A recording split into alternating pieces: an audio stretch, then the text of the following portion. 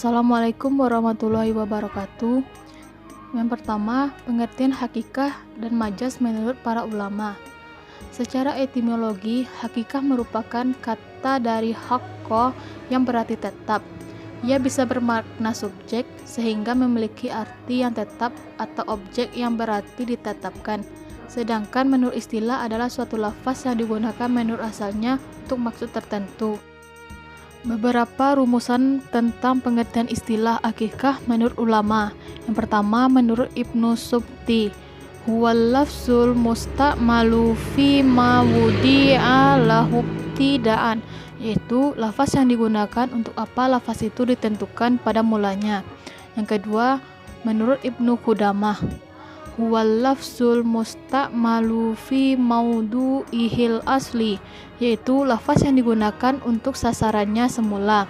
Yang ketiga, menurut Al-Sahhisi, kullu lafzin du mau huwal unfil asli lisai'in ma'laumin, yaitu setiap lafaz yang ia tentukan menurut asalnya untuk sesuatu yang tertentu.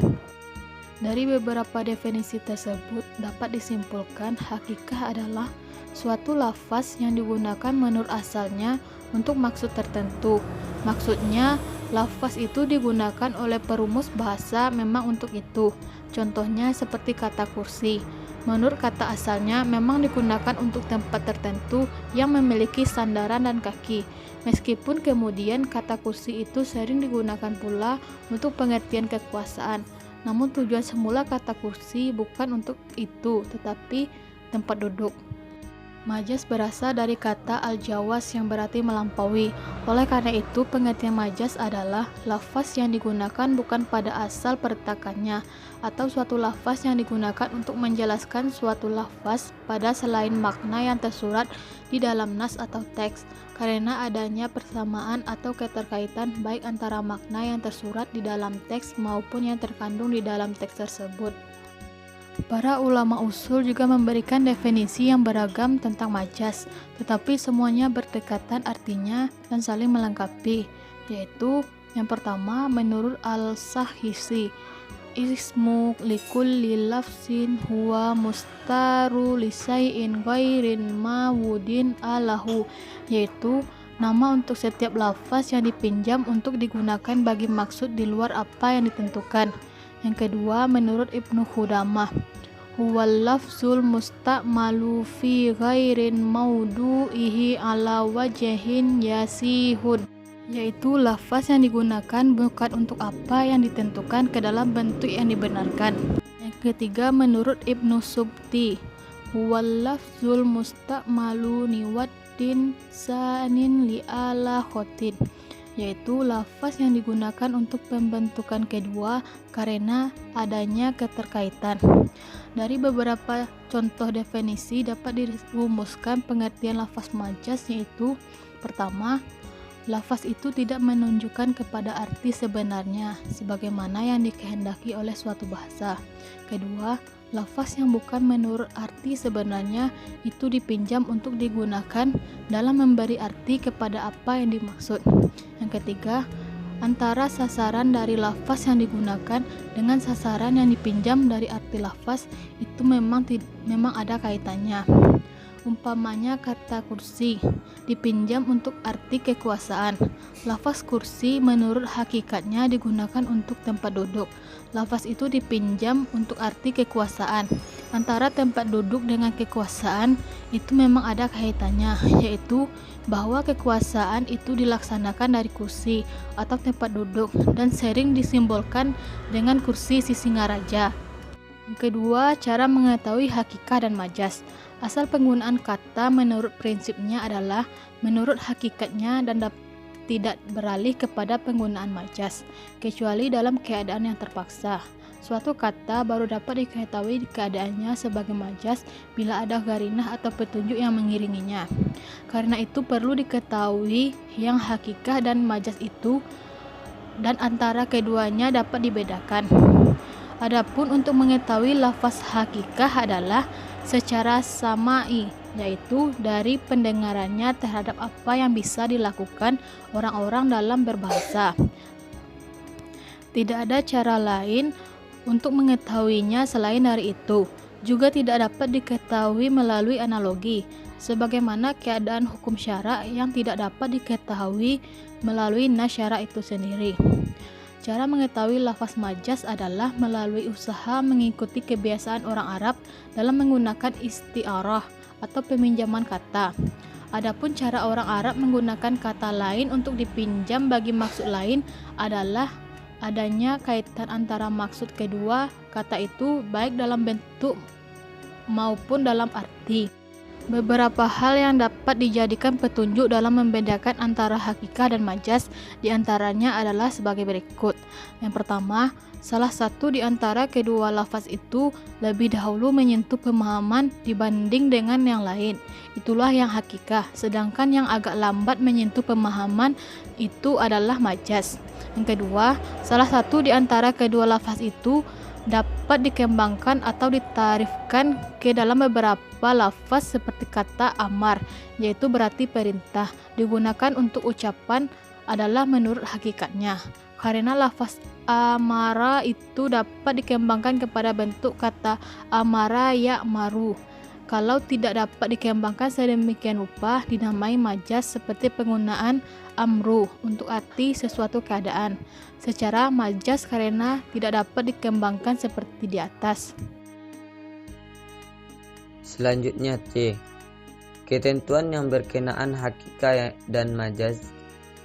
Adapun beberapa ketentuan atau hukum yang berhubungan dengan hakikah dan majaz sebagai berikut. Yang pertama, bila suatu lafaz digunakan antara hakikah atau majaz, maka lafaz itu ditetapkan sebagai hakikah karena menurut asalnya penggunaan suatu lafaz atau kata adalah untuk hakikahnya. B. Pada hakikah harus ada sasaran atau maudhu' dari lafaz yang digunakan, baik di dalam bentuk perintah atau larangan.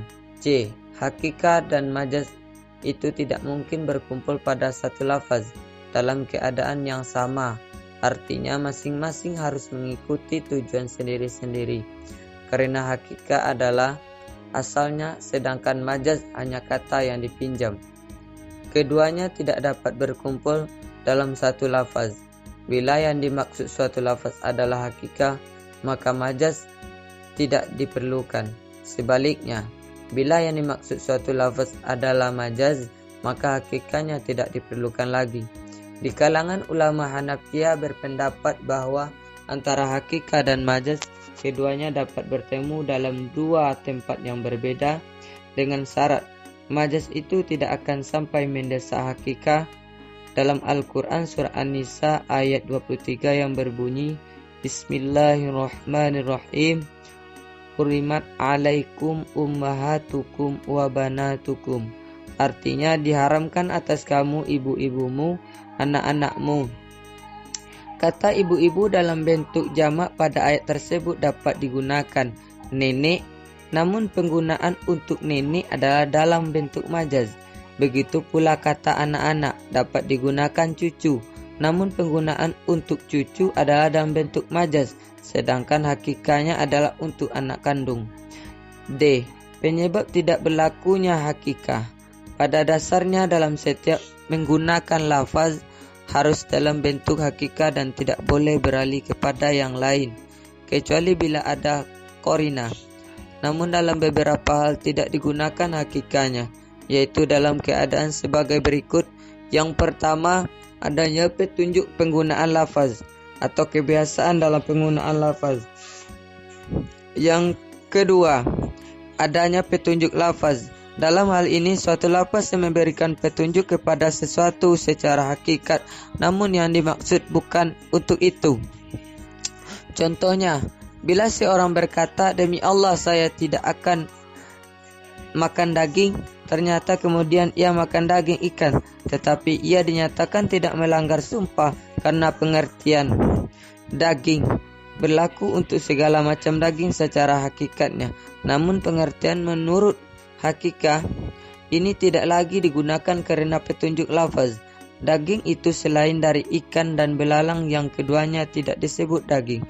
Kalau pengertian hakikatnya yang digunakan, maka orang yang bersumpah itu melanggar sumpahnya. Yang ketiga, petunjuk berupa aturan dalam mengungkapkan suatu ucapan. Yang keempat, adanya petunjuk dari sifat pembicara. Meskipun si pembicara menyuruh sesuatu yang menurut hakikatnya berarti menuntut apa yang diucapkan, namun dari sifat si pembicara itu dapat diketahui bahwa ia tidak menginginkan sesuatu menurut yang diucapkan, maka hakikat yang diucapkan itu tidak perlu diperhatikan. Yang kelima, adanya petunjuk tentang tempat atau sasaran pembicaraan. Berdasarkan hakikat lafaz, penggunaan lafaz itu harus dipahami menurut apa adanya. Namun, adanya petunjuk tempat yang menghalangi kita untuk memahami lafaz itu menurut hakikatnya, umpamanya dalam firman Allah dalam surah Fatir ayat 19, wa ma yastawil a'ma wal basir. Artinya, dan tidaklah sama orang buta dengan orang yang melihat. Ketidaksamaan dalam ayat ini menurut hakikatnya secara umum berlaku untuk segala hal. Namun kalau kita memperhatikan arah pembicaraan ayat di atas, tentu hanya berlaku untuk hal-hal yang ada kaitannya dengan penglihatan. Hal ini berarti tidak mungkin menuntut tuntutan hakikat. Baik, di sini saya akan melanjutkan pembahasan kita. Di sini pembahasan yang terakhir ialah keberadaan majas dalam ucapan. Pembicaraan hakikat dan majas berlaku dalam lafaz atau ucapan. Namun, dalam hal apakah majas itu ada atau terjadi dalam ucapan atau lafaz yang bersifat syar'i? Di sini ada 3 pendapat di kalangan ulama. Yang pertama, kebanyakan ulama berpendapat bahwa majas itu memang terjadi dalam ucapan, baik dalam ucapan syar'i atau pembuat hukum dalam Al-Quran dan Sunnah, sebagaimana terjadi dalam ucapan manusia, bahasa apapun yang digunakannya. Yang kedua, di sini ada Abu Ishaq Al-Fasraini dan Abu Ali Al-Farisi. Mereka menolak adanya pemakaian majas. Apa yang selama ini dianggap majas itu sebenarnya adalah hakikat menurut mereka. Dan yang terakhir ialah golongan Jahiri menolak adanya majas dalam Al-Quran dan hadis Nabi. Seandainya menemukan firman Allah Subhanahu wa Ta'ala yang menggunakan bahasa untuk digunakan dalam arti syar'i, maka hal itu bukan berarti menggunakan majas, tetapi konteks penggunaannya sudah secara hakikat syar'i. Alasan golongan Jahiri ini menolak majas dalam Al-Quran dan hadis ialah bahwa penggunaan majas bukan berarti sebenarnya, yaitu berarti dusta, sedangkan Allah dan Rasul terjauh dari dusta. Terima kasih.